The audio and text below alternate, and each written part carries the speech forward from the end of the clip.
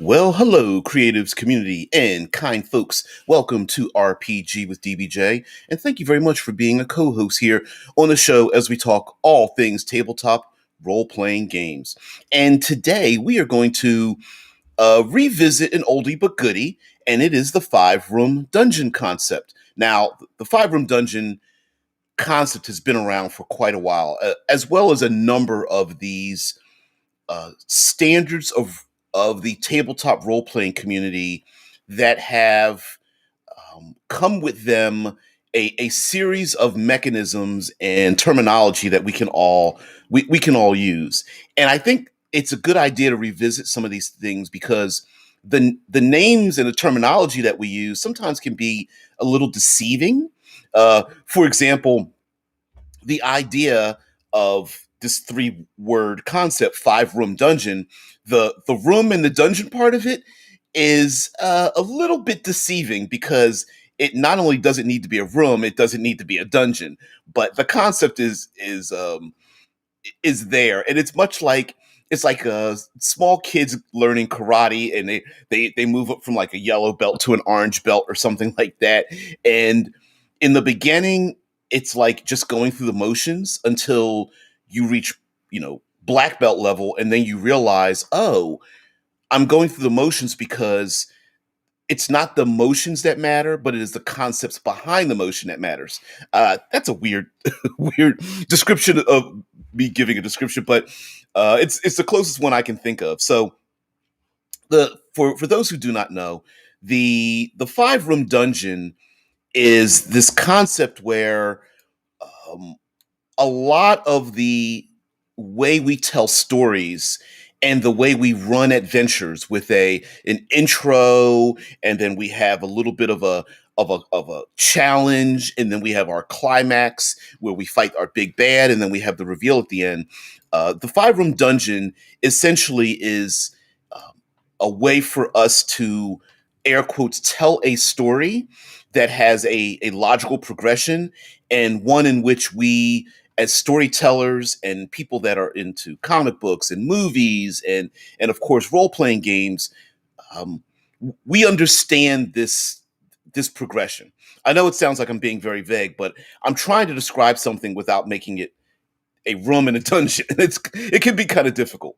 All right, so for those who do not know, the five-room dungeon essentially is a very quick way to start an adventure where you don't have an idea, and a way to organize it, like an outline it, essentially. So the first room of the dungeon. Oh, I hate using it that way, but the first room is the entrance and guardian, and the entrance and guardian is basically, how does it begin? Sometimes it can begin in media res. Sometimes you can do the classic. You're in a tavern and something comes about, but essentially it's the entrance and the guardian. Room two is the puzzle or role play challenge. Room three is the trick or setback. Room four is the climax, the big battle or the conflict. And room five is the reward, revelation, or plot twist. Now, I'm saying room, but of course, none of this needs to be a room at all. Not in the least bit. It's essentially like Zamara says, yeah, a five-act story. Exactly, that's exactly what it is. And yes, it can be rooms. It can literally, you can literally start it as a room, right? You have an entrance and a guardian, and this could be your PCs literally are standing at the front. They've, I don't know, there's a big stone door in front of the crypt, and they move the stone aside, and there's little spiders scurrying away, and there's cobwebs, and they go inside, and there's a living statue or something. That's a very typical kind of thing. But also the entrance and guardian may be, when we talk about a five-act story, is like what motivates the players to get involved in the thing. And sometimes the the way the players get involved, there might be something, they have to surpass a point at which there's no return. It is the sailing to the island. It is climbing over the fence if you're small kids over the neighbor's fence and you shouldn't be there. It is the player characters that choose not to put their weapons down when the city guard tells them to, to stand down. It is the unrolling of the treasure map and the players decide to go on their adventure. It is the and sometimes the guardian itself might be a mentor. It could be like, again, that living statue. It is basically, how does the story start and what is their first conflict. Now, excuse me, one description here says that there needs to be a reason why your dungeon hasn't been plundered before, or why the PCs are the heroes for the job. A guardian or challenge at the entrance is a good justification why the location remains intact. Also, a guardian sets up early action to capture player interest and energize a session. In other words, it's like, why aren't average people solving the problem, and why are the PCs the ones to do it? And that could be, an entrance or guardian could be a small child steals something and runs away. Well, maybe the player characters are the fastest people to catch the pickpocket. Maybe those important missives have been stolen, and the PCs are the only ones who have seen the pickpocket or something. Examples here are: the entrance is trapped, the entrance is cleverly hidden, the entrance requires a special key, such as a ceremony, command word, or physical object. The Guardian was deliberately placed to keep intruders out, like a golem, a robot, or electric fence. The Guardian is not indigenous to the dungeon, is a tough creature. The entrance is hazardous and requires special skills and equipment to bypass, like radiation leaks or security clearance or a wall of fire. Um, Room one is also your opportunity to establish mood and theme to your dungeon, so dress it up with care. And this is described literally as a dungeon, but my contention as a story would just be like, why are the hey Des, um, why are the PCs involved in a thing, and why didn't they get other people involved? It is, in a police procedural, it is the detective that knows there's something wrong, and no one else believes them. It is uh, it's the uh, in a social sense situation, it's the public that's like, don't cause trouble, just accept the fact that things are supposed to be this way. And the player characters are like, no, I think there's something wrong here. Maybe they see the nervous reaction on someone's face and they have to speak to this person. Maybe uh, there's a dinner party and the people are gathered at the dinner party, and the player characters overhear a conversation that no one hears. It's essentially, how do they get involved into the story? And room one can also be something like in media res.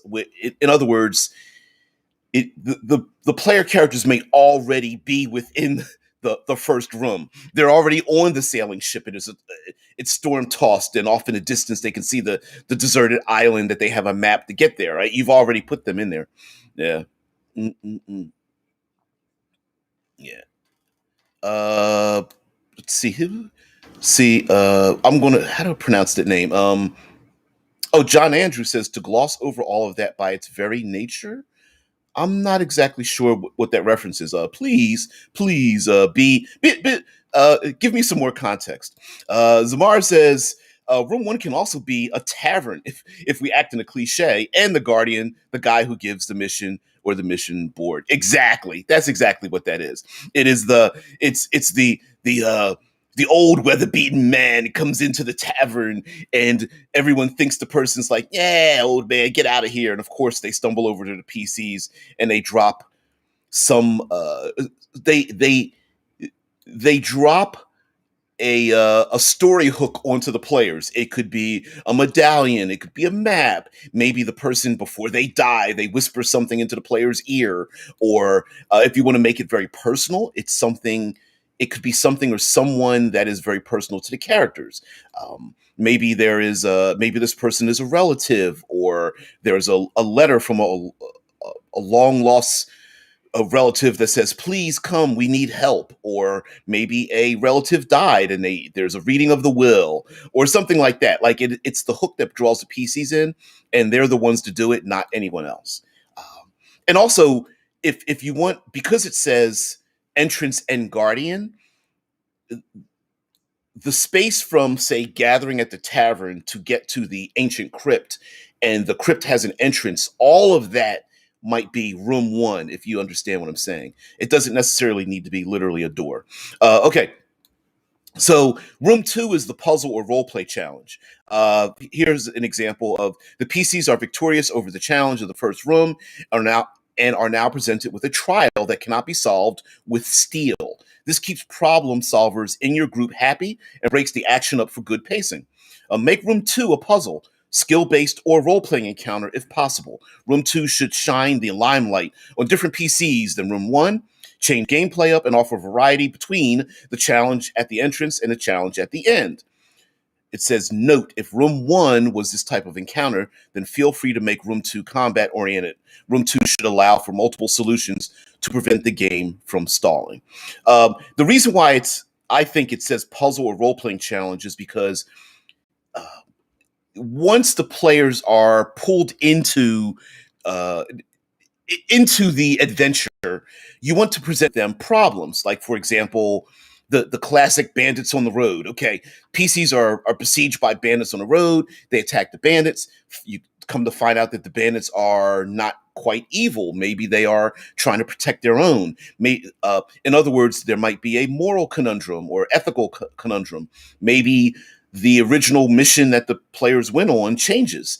It goes from plundering a crypt to a rescue mission, or maybe something is uncovered with the reading of the will, and what's uncovered is that there's other agents that are working against the player characters. So it's an opportunity for the players to role play amongst themselves. Like, there might be a gap. Hey, you're going across the accursed desert. You've already went through the sandstorm, and maybe there's some scorpion riding raiders out there, and now here's the role playing ability. Or maybe the players are going through the accursed desert, and room two might be finding like a type of fantasy Bedouin travelers along the way, and you having a role playing context that kind of thing. All right, let's go to our co-host here. Pelora mentions the reason people might have been to the dungeon before could be that it isn't there before. Crashed ships, earthquakes revealing it, planets aligning. Oh yeah. Like, why haven't people been there? It's because it's been quarantined, or uh, sensors couldn't detect it. Like you said, a ship that has crashed, or it's the classic distress call. Hey, yeah, of course there's ships flying around. No one bothers. But this time, like you said, it could be receding tide that reveals an opening to a cave that wasn't available to be seen. Or, like you said, it's the every 100 years the planets align and the moon shines or something, and it's able to be seen as well. And also, it could just be general fear or propaganda. No one goes into the red zone because the red zone's dangerous, and the PCs, of course, go that way. John Allen mentions, sorry, sure. So, overland or wilderness travel, exploration, survival, and the part of the game about getting from point A to point B. Goes on to mention the five-room dungeon seems to focus on the scenes only, like in a comedy sitcom. Um, I would say that, because on this channel we talk a lot about semantics and context, and I would say that I think I would disagree with you in the sense that it does focus on the important parts, but I wouldn't say that it's only the scenes. Like, for example, I would say that the room one, the guardian. What? Okay, sorry. Trying to read. Don't need to go back and forth. The For one room, when it says the entrance and guardian, you could very well establish that as the travel portion. Like, if you want to do this as exploration. If the players have to go from A to B, and your five-room dungeon is an exploration dungeon, then absolutely every time they travel, something is revealed. Whether it is, oh, you're traveling along and the ranger in a party sees these very strange tracks in the ground, and they're following, like, they reveal it's owl bears or something, or there are they're being uh, tr- followed by again bandits or some kind of beasts or something like that, or maybe there's like bird migrations overhead and they realize that there's a storm coming or whatever. That could very well be your room one. Here's the situation that's set up. PCs, what are you going to do?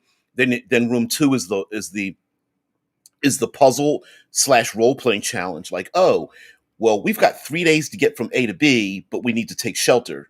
So do we take shelter and wait out the storm, or do we push our way through? And that puzzle doesn't need to be a Rubik's cube, a physical puzzle. The puzzle could be, all right, we need to get across the rope bridge, and we've got, I don't know, a ton, a veritable ton of merchandise and a rope bridge. How do we get across? There's a raging river. How do we get across? So I think if we don't think of it as a dungeon and rooms, but a series of acts, and I guess you're right about uh, John Andrew about scenes. Yes, I do. I guess I do agree with you that they are like scenes. I don't know if like a sitcom, but I suppose so. Um, Zabar says, or the issue could be that the dungeon was emptied and cleared before, but isn't any longer. Yeah, yeah, people take over dungeons. Uh, Dead Man mentions in the Dragonlance Chronicle stories, the Guardian would be the avatar of Paladine in the Inn of the Last Home, an old man with no apparent combat ability, but plenty of need for adventurers. Isn't that a classic? I'm too old for this, and then they hand over something to the player characters to get them involved. Mike Gould says, my dungeons are rarely the same, including the concept. Five Room Dungeon is one view of how to resolve the dungeon experience. And if you guys take, let's see if I don't know if this will show up, but I will try to send it. Uh, I will try to send it over to you guys, no matter where you're at, and will let me do it. Ooh, it let me do it. Okay, so over at Gnome Stew, they took the five-room dungeon even further and turned it into 9 forms of the five-room dungeon. In which case, they started out with the classic railroad, meaning like room one leads to room two, room three, room four. Or if you want to, instead of calling it a room, scene one leads to scene two, scene three, and scene four. Then they took it apart and then said, well, maybe it doesn't just go there. Maybe it branches off. And so, like, they have the railroad, the folio snail, the faltered fork, the moose, the evil mule, the paw, the V for vendetta, the arrow, and the cross. And essentially what it means is if you numbered out your encounters, that the player characters might, maneuver around because of a different reason, right? They might, if the player characters are given uh, a situation about, okay, they're exploring the accursed desert and there's a sandstorm, and one of the players is like, well, I have the ability to fly and I can fly us all across I don't know, the salt flats or something like that. And as a dungeon master, you're like, don't, oh man, I forgot about that they had that ability. They might skip past or maneuver around one of your dungeon rooms, and it's a way to think about it, like, well, maybe it's not really a room, maybe they're just in the middle of something and there are these other encounters around them. So yeah. And let's see, Mike says, taking a lesson from Jerry Holkin's C-Team campaign, I wrote a dungeon that comes to you out of the box. The out of the box encounter, the Lucky Catch, is a malfunctioning airship that lowers and tries to capture the PCs.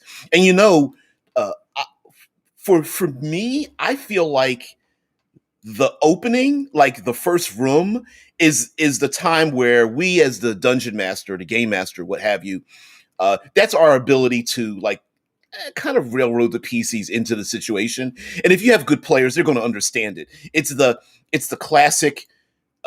Everyone wakes up because they were passed out or something, and you wake up on the dungeon floor, and there's a guard over, standing over top of you. What do you do? Or it's the the you wake up on the beach and your storm tossed ship is cracked and destroyed out there in the lagoon or something, and you're on a deserted island. It's the it's the skip past all the boring parts, right? Yep. Yeah, yeah.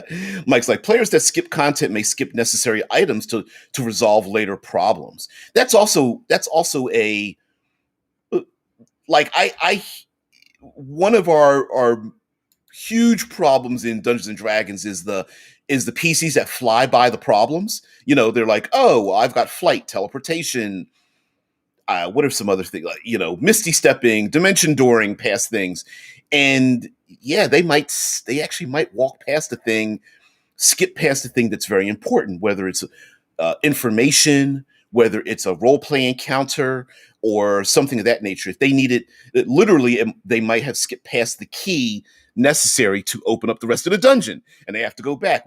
How many times have we seen that in video games? Right? You're just like, I'm gonna speed past this. This game is easy, and then you get to the door, and you're like, oh, eye roll. I guess I got to go back and look for wherever the key is.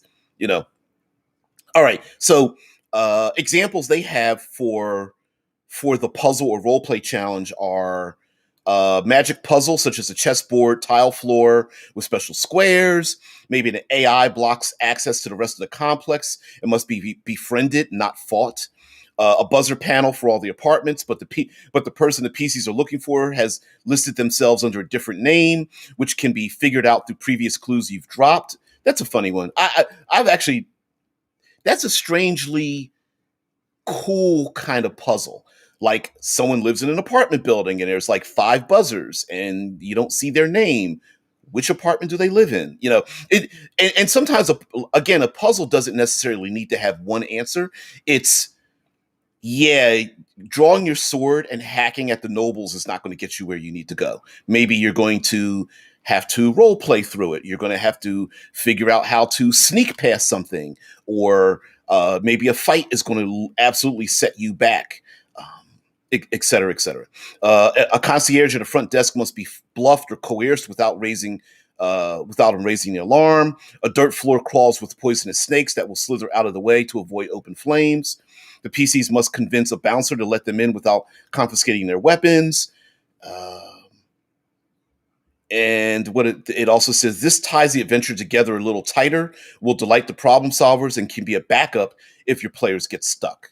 So in other words, it's a clue stick, right? It's how do you knock them over the head with a bunch more clues, and this is the point. Let's see. Mike says, when I used the lucky catch, I knew my players were more curious than wise. That's a good thing too. If you get players that are like cats, they have to see what's on the other side of the thing. They have to touch it. Yeah. When someone says "smell my finger," the PCs are like, "Yeah, let me smell that."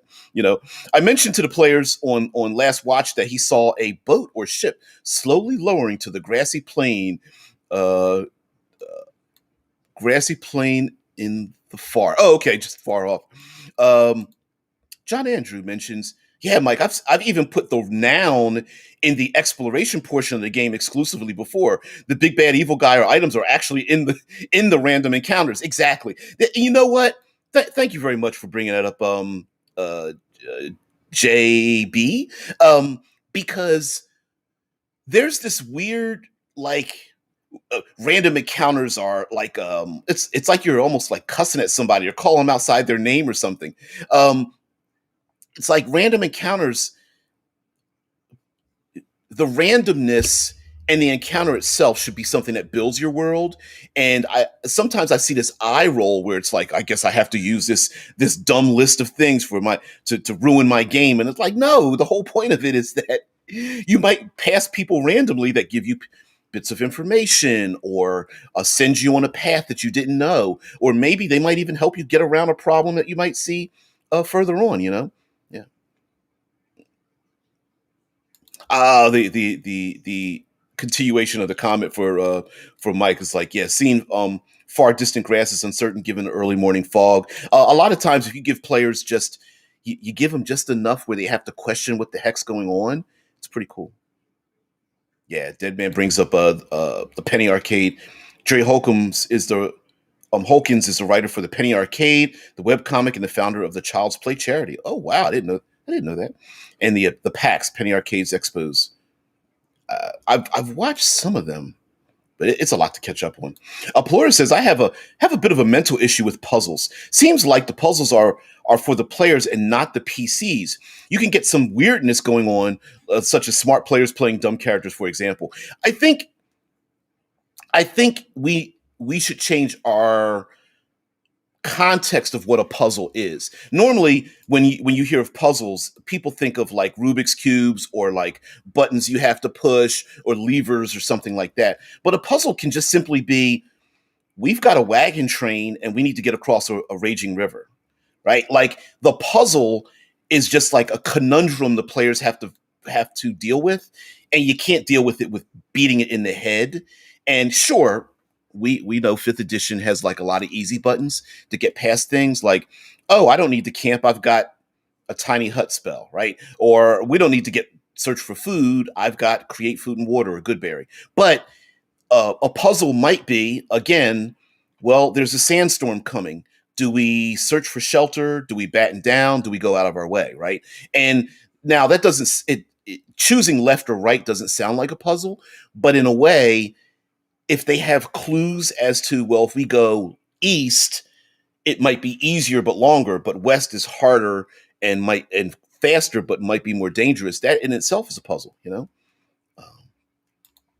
Yeah, yeah, and I do agree because I think sometimes when we hear the word puzzle, we're automatically it's like remember that store? I don't know if you guys remember the store Stearns where you would go inside and they always had like the little small metal and wooden puzzles you can find. I've got a bunch of those in my back room, but yeah, yeah. And also like you could also the meta part of it, like the smart player that's playing the dumb character and the player that doesn't like puzzles but they're playing the smart character, just letting them get together and figure it out, I don't really have a problem with that. Just the meta of it is maybe the smart player is the mind of the smart character even though they're not playing each other, if that makes sense. Yeah. Yeah, and yeah, Zamara dropped in the Discord. I was reading. I was actually looking at. I have your Google file open right now. As a matter of fact, there Z it says, "My way of handling the 5 room dungeon. Room one, character receives reason why she's needed and what she's needed for. Um, AI. She decided to build a farm to feed the people. Oh, in the part one. Oh, right. In A1, she decided to build a farm to feed the people. Yep. And in room two, yep, she takes the time to explore the land and find out how to and who can make a farm and what is around. Exactly. Exactly. Yeah. Mike says, since my worlds are organic, random encounters are a representation of that living world. Exactly. So if I say to you, if my random encounters include Bedouin tribes on camels, orc raiders riding on giant scorpions, sandworms, and sandstorms, you exactly know you get the idea of where you're at. I don't have to tell you that you're in a desert, right?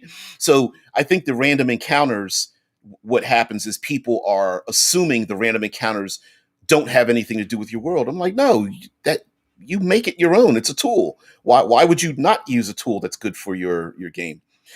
Anyway, Mike says random encounters are a representation of that living world. If you're in giant territory, there will be territorial markers, large footprints, and a greater chance of encountering giants. Exactly, exactly. And then maybe there might be some giant like fruits and veggies around and all that kind of stuff. Yeah, yeah. Mm-mm. Mm-mm-mm. You guys are funny. All right, so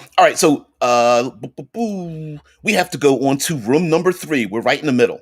And I think this one's the hardest one to do, despite how easy it can come about. Okay, so the purpose of this room is to build tension. This is room 3. This is the trick or setback. By using a trick, trap, or setback, the purpose of this room is to build tension. Do this using a trick, trap, or setback. For example, after defeating a tough monster and players think they finally found the treasure and achieved their goal, they learn they've been tricked and the room is a false crypt. Depending on your game system, use this room to cater to any player or character types not yet served by the first two areas. I think that's a good point. Alternatively, give your group a double dose of gameplay that they enjoy the most, such as more combat or role playing. And examples here: the PCs rescue several prisoners or hostages. However, the victims might be enemies in disguise. Maybe they're booby trapped or create a dilemma as they plead to be escorted back to safety immediately. A collapsed structure blocks part of the area. The debris is dangerous and blocks nothing of importance, or contains a one-way exit. 200-foot water slide trap. PCs finally find the artifact to defeat the villain, but the artifact is broken or cursed or has parts missing. Let's see. Another potential payoff for Room 3 is to weaken the PCs as build up to a dramatic struggle in Room 4. I also think that I want to bring up the part that Room 3 is an opportunity to go, okay, well, who hasn't had an opportunity to be involved in a situation? A really simple example would just be bandits on the road. PCs, are besieged by bandits. PCs defeat the bandits, but one of the bandits blows a horn and there are reinforcements come in. Or the PCs go into the proverbial dungeon, and when they get into the dungeon, they realize that that it's going to flood, and the dungeon is beginning to flood and whatnot. And maybe that might be a like the setback, the trick, the trap, the setback is this is not an opportunity to like do a gotcha, but it's more like, oh, we thought this was one thing and it's much bigger. Maybe it's a much bigger issue or a much bigger problem, and that's how I would do it. Mm-mm-mm. Let's see. JB says, overpowered random encounters out in the open world should not be level appropriate all the time. In a dungeon that has mostly well balanced encounters, the party can just fight to the end. Exactly. Maybe to solve the situation, maybe the player PC should just run, and that's kind of why I love random encounters, because the world doesn't stop just because the players decide to go left or right. The world in real life, the world isn't level appropriate for all of us. There's plenty of problems that I can't solve. You learn that real quick. And I feel like sometimes the random encounter aspect, people are just like, well, you turn the corner and see a dragon. It's like, no, don't set it up that way. Like, set it up so that it exists in your world and the people in your world act and react to that thing happening. Like, if a dragon flew overhead, maybe the dragon just flew overhead and blots out the sun, and the caravan that the PCs are about to encounter, maybe they all start scattering and the dragon swoops down and steals some of their horses or cows or cattle or something and flies off. And then the PCs are like, oh, maybe they run over, and maybe that is the dragon encounter. Maybe the dragon probably is like, what are you, third level? I don't care who or what you are. But I absolutely, JB, I'm absolutely there with you. Mike Gould says my most notorious setback was an obviously trapped room. It was a circular room with two Minotaur statues. They spun randomly. Die rolls determined. One breathed a gas that petrified, and the other spun wielding a hammer. Ooh, I like that. I had one with animated statues, clockworks statues. I think they were like iron golems or something. And the players were very low level, but they each had a keyhole in them, and around their neck they had a key. But the key around the neck didn't go to the one that they were wearing. They had to get the key off the neck, take the key, and insert it into and turn the key into the other iron golem, something like that. It was a challenge they couldn't fight, but yeah. um, John Andrew says, not so with Giants or Dragons. Opens up alternative outcomes needed. I love that. Yep. Like, yeah. maybe the simple way to solve it is, why don't you just get the hell out of there? Run. Run. Zamara mentions Zamara's room 3. Like, in this room, room 3. I added in a situation of combat by having the chance of their work being undone by hyenas and suddenly attacking the farm she created, noting that she didn't see them before. What was it? What is it? Hyenas and I'm sorry. Let me slide up here. Hyenas and a giant spider. Yep, absolutely. And depending on which way the players go, maybe they encounter. It might be their own fault for getting in trouble. Yeah. Mm-mm-mm. Oh no, I get it, Mike. with the gas and the hammer, yeah. If the gas hit you, you got a con save. If the hammer came at you, you got a dex save. If you fail both, you're petrified and smashed by the hammer. Yes, I'm that asshole. The room was optional, not necessary. Well, listen, if you're only the asshole if the players cannot navigate the room in a creative way. Like maybe someone tries to stop the gas from coming out of the Minotaur, or maybe the big burly character wants to stand in front of the hammer swinging Minotaur to take all the hits or something. Like, yeah. You're so silly. Yeah. JB. JB is like, Dragon, what are you, level 3? Yeah. Yeah, I mean, like, come on now. Is that really a thing? No, no. Mm-mm-mm. Mm-mm-mm. Oh, huh. Hmm. Mike says there's another trap or tricked room that had a spitting object that looked like a big D8. If you touched it, con save, fail, your species changed, like the reincarnation spell. Ooh. All right, Tomb of Horrors. Mm. So Zabar says, DBJ, so you're telling us we should build our region and then build our random encounter chart to fit that region, then edit the region to fit the chart? uh, I'm yes. Yes, that is exactly what I'm saying. I'm like, yeah, just make it fit. I don't know, get online and like just make it fit your world. That's essentially random encounters are info dumping.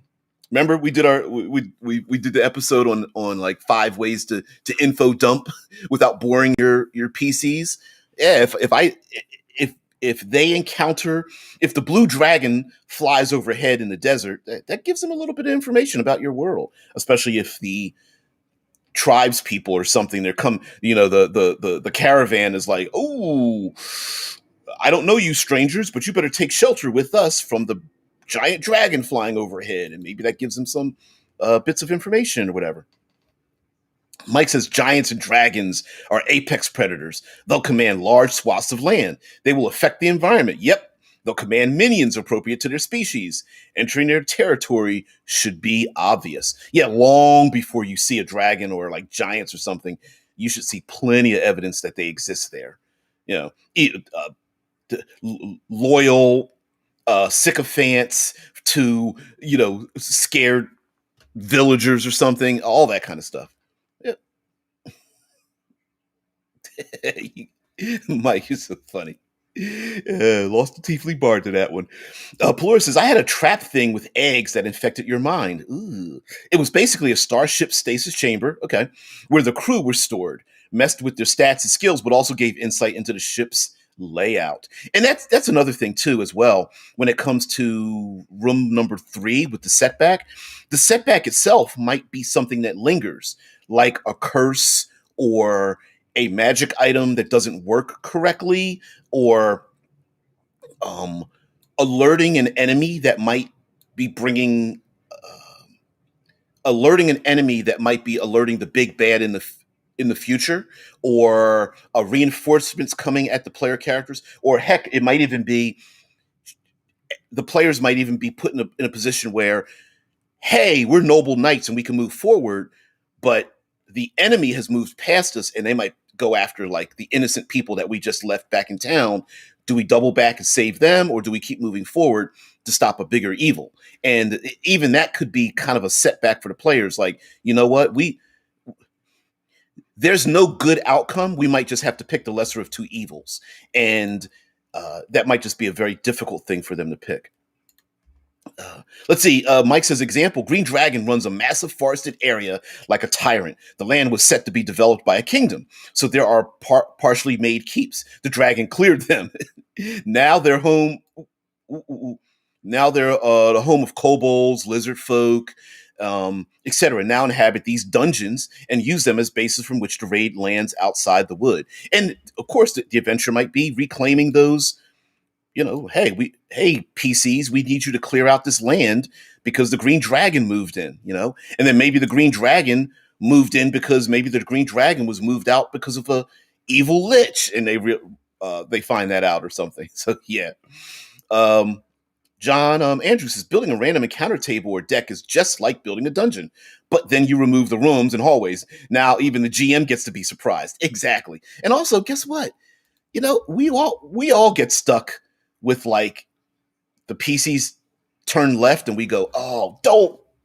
What are we going to do now? And okay, PCs go down a dark alley. You didn't have something set up. You pull out your 3x5 card, your Google Doc, your all that over prep that you never use just becomes improv fuel, and you pull some of that out and you go, oh well, this is I was going to use this in my winter encounter, but I'm instead of yetis, I'm going to change them to something else, and I'm going to put them in my desert encounter. And that's exactly what it is.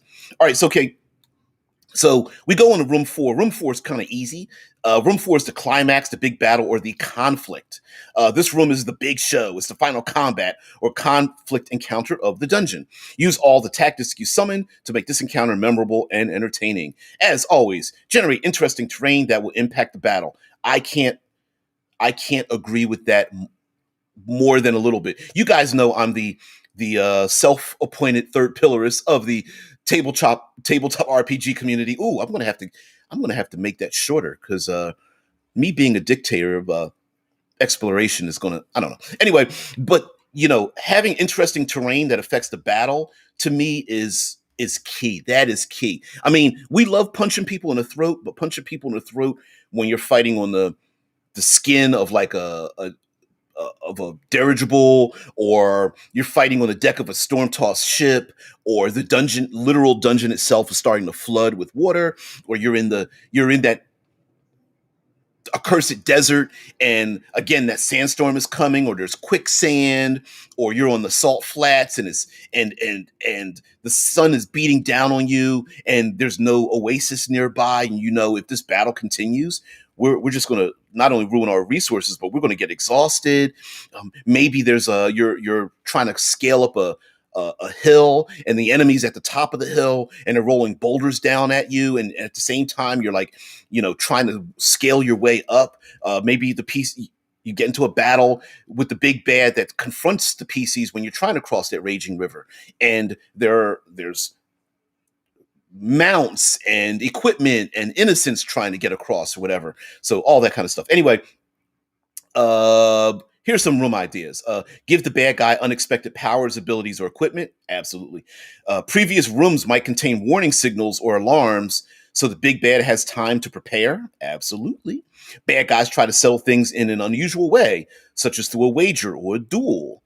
The lair is trapped. The bad guy knows what or where to avoid. Maybe the bad guy reveals the big reward and threatens to break it or put it out of the PC's reach so they'll never collect it. Or the bad guy has a secret weakness the PCs can figure out how to exploit. And I love that kind of thing. Yep. Okay, going back into the back. Why won't my slider work? Here we go. Okay, going back to the co-hosts. Mm-mm-mm. Game of Munchkin. Mike Gould says, ask the Green Dragon. They didn't move in. Your little people camped in the summer home. Camped in his summer home. Seriously, why does he even try to vacation anymore? Exactly. Green Dragon's like, geez, I leave for 100 years and see what happens. Humans are like, what? What do you mean? Yeah, Michael says a dungeon I never got to use was a Sahogan coral reef on the back of an enormous dragon turtle. Ooh, solving the dungeon would free the dragon turtle's mind, so it would return to the deep sea. It becomes a timer to escape. Ooh, so you're fighting a Sahogan on the back of of the dragon turtle, and the dragon turtle eventually wants to go back down into the deep sea, and the PCs are on top of it, and of course, if they stay on the top of the dragon turtle, they might drown. I like that. I love stuff like that. And also, I think this is a weird. This is another unspoken thing in uh, not just fifth edition, but role playing games in general. That most games do not have a good ability to account for action economy. So when you have 5 player characters who all usually have 10 or more actions amongst all of them, and you have one bad guy, the bad guy is going to get trounced. It would trouncing bad guys is just like one human being fighting 5 criminals in a dark alley, right? If I'm in a, no matter how skilled I am, I'm gonna get my ass kicked by 5 people, right? So how do we account for a big bad when you have one big bad and 5 players? Well, you have to add things in there. You have to add so many things in there that the player characters now are besieged with too many options and not enough actions to solve all the problems. So, in other words, the classic is the big bad and a ton of minions. The evil lich and a bunch of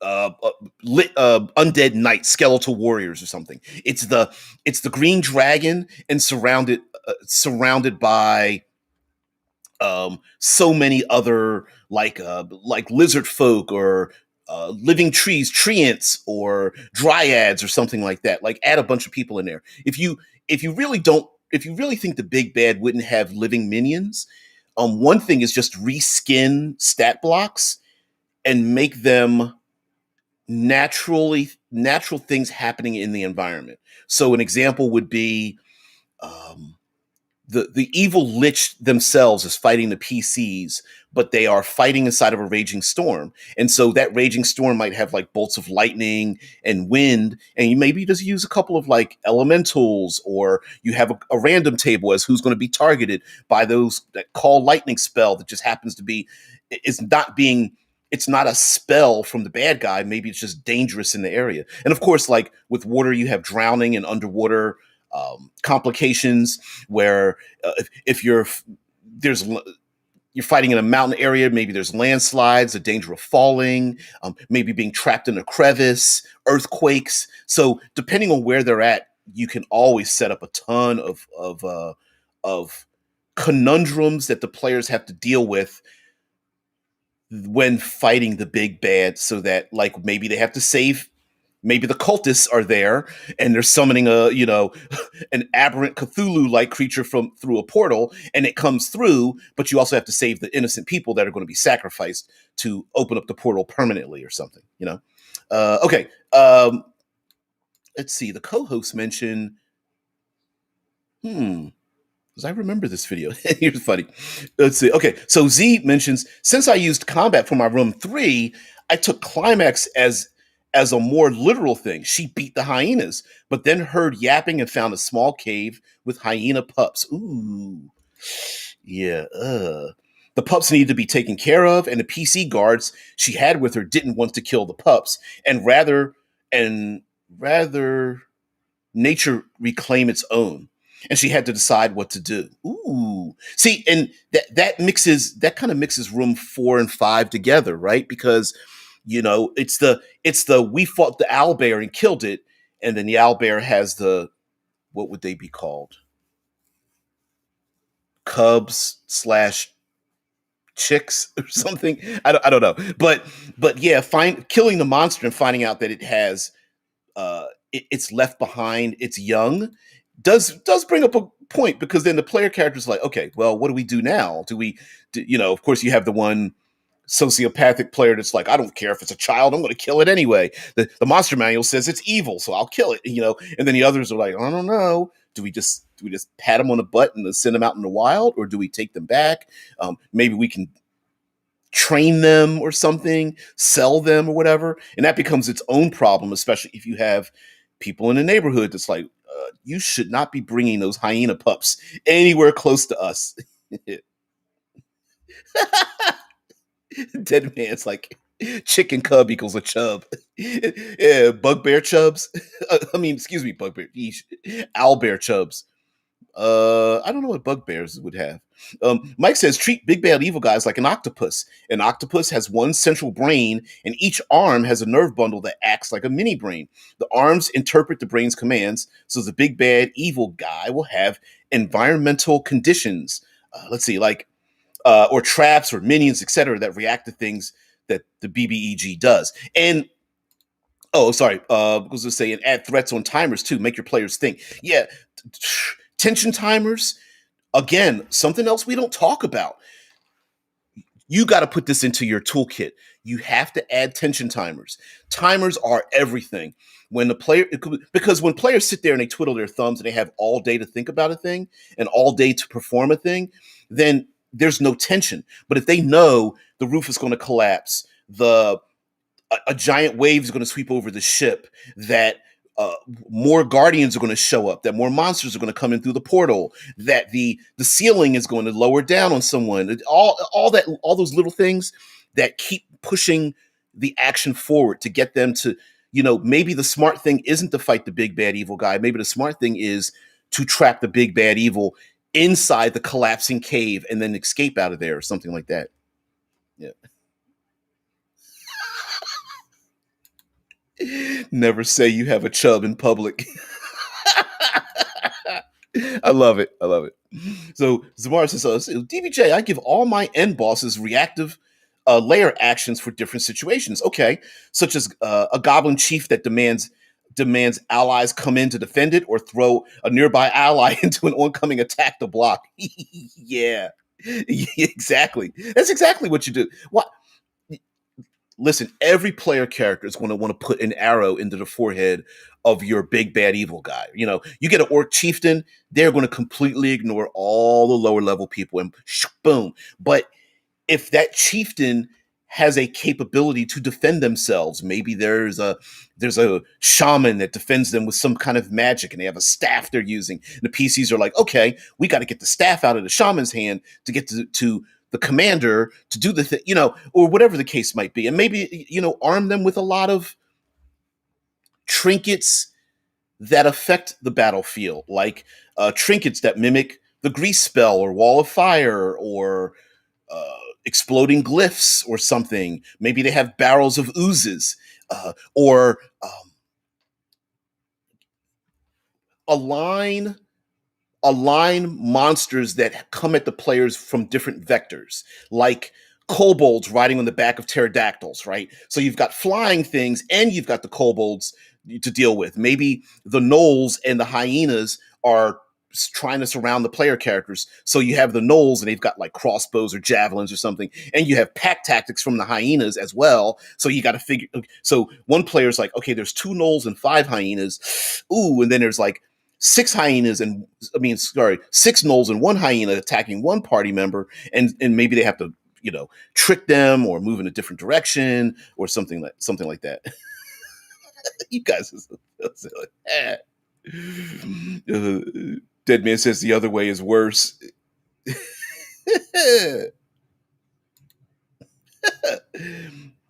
Oh yeah. A cub and a chick is a oh, so bad. So bad.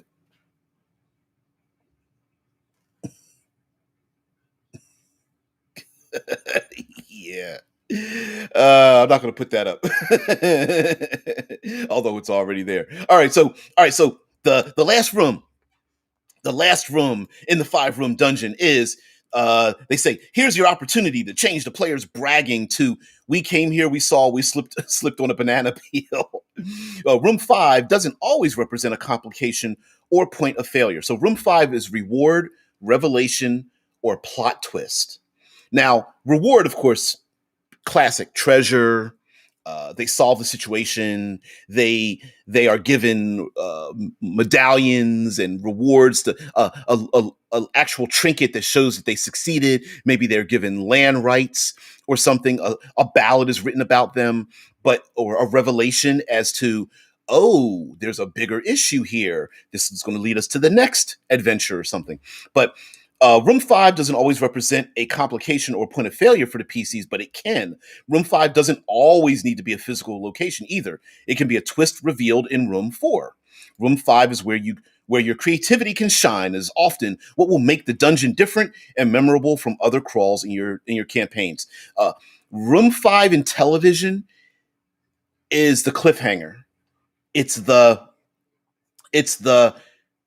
your main actor hears the doorbell ring, they open the door, and they see someone on the other side of the door, and they go, "Hi, haven't seen you in a while," and then it ends, and you're like, who is that person? Is it a lost love? Is it a relative? Is it, something like that, right? Anyway, in addition, if you haven't supplied the reward yet for conquering the dungeon, here is a good place to put the object of the quest: chests of loot or valuable information the PCs need to save the kingdom. Also, room 5 could also be returning back home. Maybe the noble knight killed the dragon, comes back home, and then they are then granted the sword of the ancients, and that's where they get their where the loot is given. Like, it might not be in the dungeon, it might be a reward for completing the thing. Maybe the gods come down to the cleric and, touches the cleric on the forehead and gives them some kind of boon or something like that. As accounting tasks take over from recent thrilling combat tasks, this would also be a good time to make a campaign or world revelation or a plot twist. Examples include another guardian awaits in the treasure container, a trap that resurrects or renews the challenge from room 4. Yeah, that happens. Um, a bonus treasure is discovered that leads to another adventure, such as a piece of a magic item or a map fragment. The classic magic item that teleports the players somewhere else is a good one. Maybe a rival enters and tries to steal the reward while the PCs are weakened after the big challenge. The object of the quest or reward isn't what it seems or has a complication, such as the kidnapped king doesn't want to return. Maybe the quest was a trick. By killing the dungeon's bad guy, the PCs have helped the campaign villain or rival. Yep. Killing the green dragon allows the dictatorial nobles of the kingdom spread their power. Right. The bad guy turns out to be a PC's father. The true gruesome meaning behind a national holiday is discovered. The source of an alien's racist hostility towards others is uncovered, transforming them from villains to sympathetic characters. The true meaning of the prophecy or poem that led the PCs to the dungeon is finally understood and is not what the PCs thought. So these are examples of the reward and twist that happens. Oh, let's get back into. You guys have moved well ahead of me. Ooh. Sorry, co-host. Sorry. I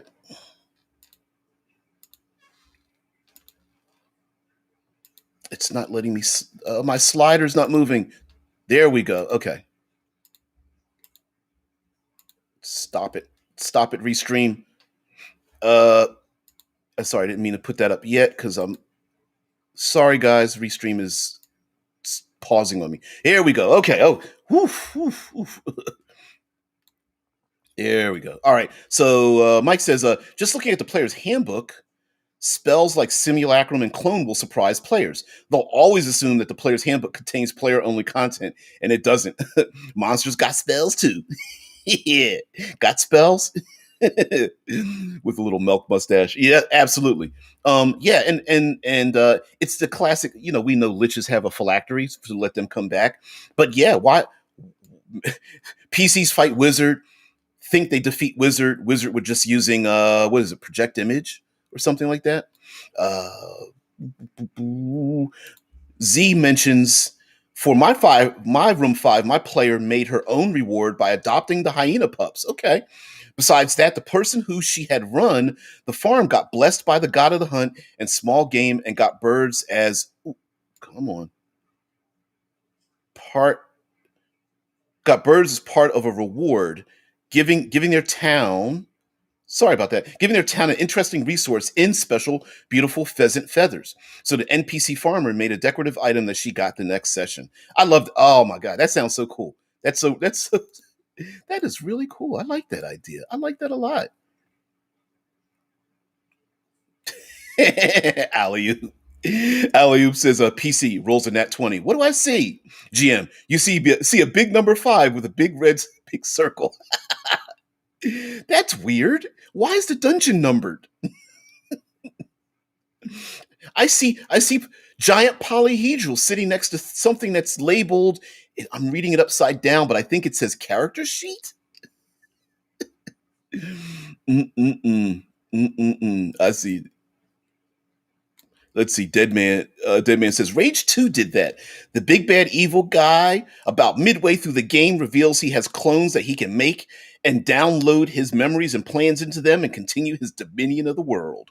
And also, we also love the kill the big bad evil guy to only find out that by doing that you make things worse. You know, yeah. Mike says the plot twist was that once the warlord got this statue, he would be possessed. This sparked a civil war within the Khanate, creating the circumstance by which the beloved NPC hobgoblin woman showed. Ooh, that goes back to the why is come on restream, work with me. Mm-mm-mm. There we go. Now it's sliding. Z mentions before I forget. She also got a title to make her a distinct character, Lady Emmeline. Emmeline. Cool. See, I love stuff like that. Anyway, okay, so long as a summary with the 5-room dungeon, you have the opening, you have your opening, your guardian in the first act.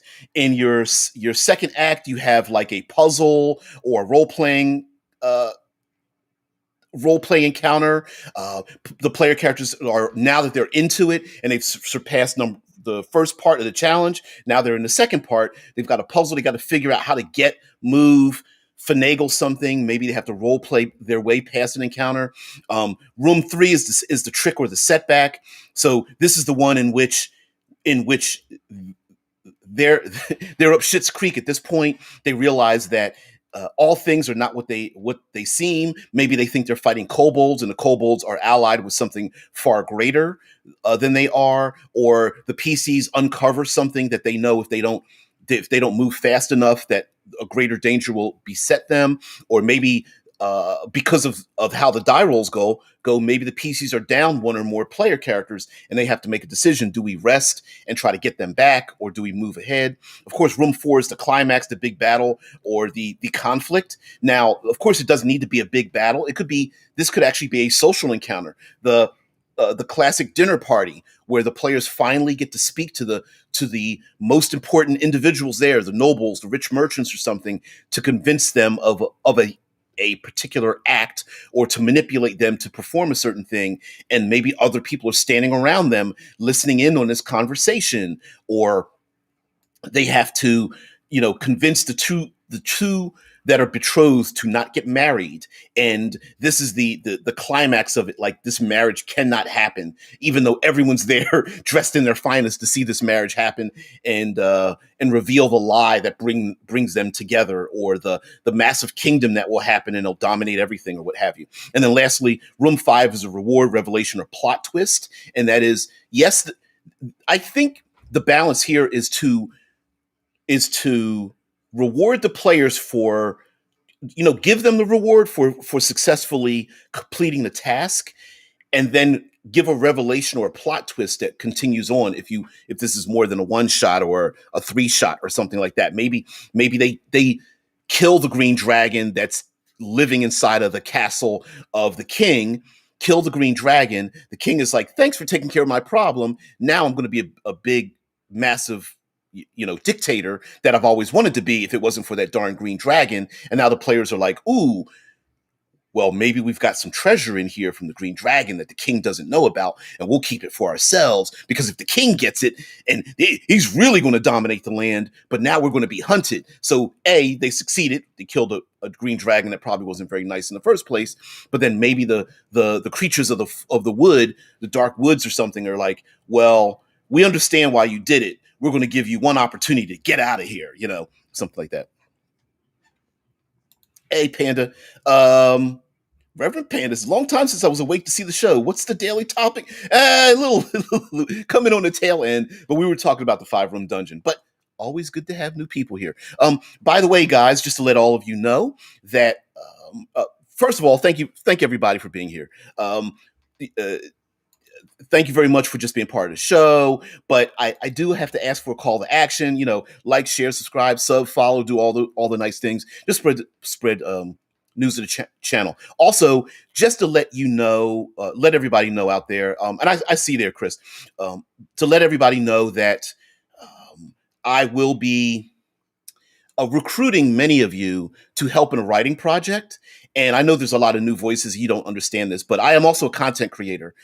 I'm with Critical Hit Publishing. I've got things on Drive Through RPG. I'll put there's some of the details. If it's not down in this doobly doo, it's down below the videos of some of the other things. If you just follow the channel. Also, the channel is live streamed. It's TriCast over YouTube and Twitch and Discord, actually, and Facebook.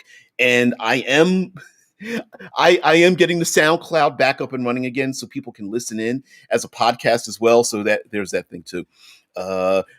Chris says running a 5 room dungeon. Let's see, okay, running a 5 room dungeon tomorrow for new players. What do you feel is a good reward for a one shot, knowing that leaving a cool magic items and such at the end means that they won't get to use them?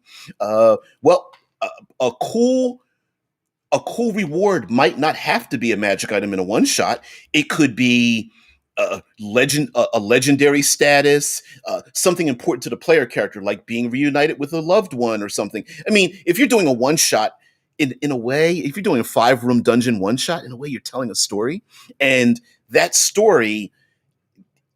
If these are new players, getting a magic item is probably a classic thing to do. But another thing might be like, if you're doing fantasy, it might be titles. If titles, noble titles, or songs made about them, a monument erected for them. And mind you, like, it doesn't have to be kill the bad guy. 5 minutes later, we find the thing. In Star Wars, they destroyed the Death Star, and then the reward was, except for Chewbacca, because he's just he's the dog. They get to march down in front of everyone, and they get the medallions put over their head before a job well done. Right? It's the epilogue. It's the telling the story. So you might want to do something like that. Yeah, I would do that. Yeah, D, I like that. Yeah, move backwards through the dungeon. Absolutely. Yep. Why not? Heck, what's the mythological story? Perseus or Theseus, I think it's Perseus or something, gets the Pegasus, gets the mirrored shield, gets the Vorpal sword, you know, gets the what is it, invisible helmet or something? Helmet of invisibility? Yeah, they get it up front. Yep. Yep, absolutely. Um, John Andrew Bellner says, this is a great channel, great format, and great conversation. Thank you so much. No, no, no, no. Thank you. Because listen, I'm just a talking head. I'm an armchair idiot. Sit here, I do the show. There's a lot of guys, gals, pronies that are here that come in every day, and they help make me look good. So this show is essentially, actually, it's like before or after a game where we get to sit around and just like have a conversation. That's exactly what this show is. So yeah, thank you so much. Thank you for there, and you're always welcome to stop by. We go live 6 a.m. my time, Eastern Standard Time, Monday through Friday for an hour or more, which is more.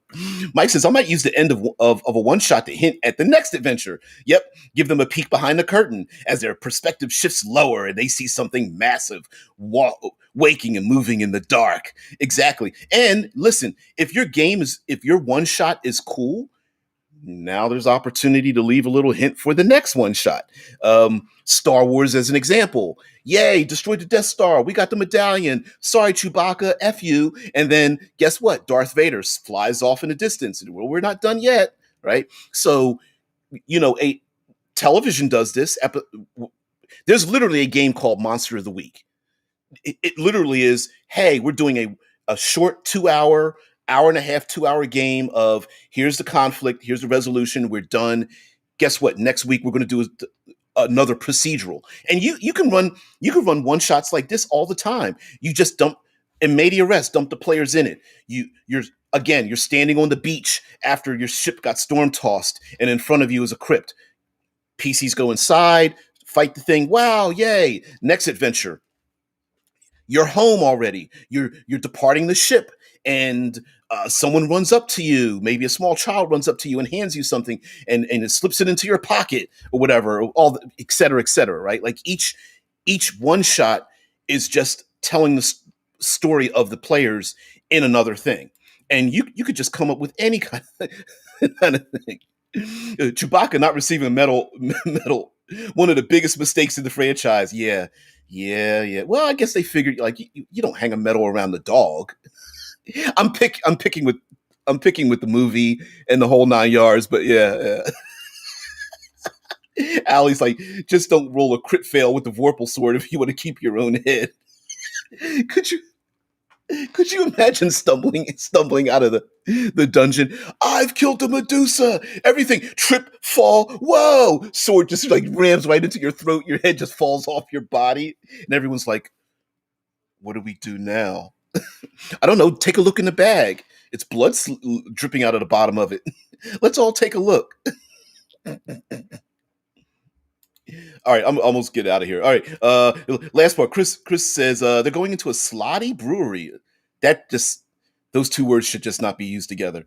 And the idea that they're the ones responsible for the ale recipe that sweeps the nation seems good. I'm a bartender and giving giving them in-game effects for drinking. A slotty brewery. Shit. Mm-mm-mm. Wow.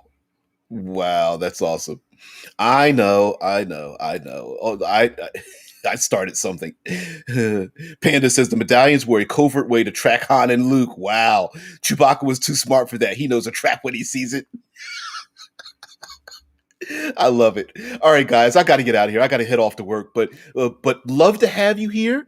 Um, all there's new faces. You're always welcome. We go Monday through Friday. Normally, there is a format to the show where we take one idea and we stretch it all the way through the entire week and talk about it the entire week. We've got Monster Monday, Trope Tuesday, World Building Wednesday, Third Pillar of Exploration Thursday, and Future Friday. And we usually take something, talk about it all week. I've broken away from that format, but maybe I should go back to it because there's a lot of new faces here. So good to have you. Guys, I got to get out of here. Everyone have a great one.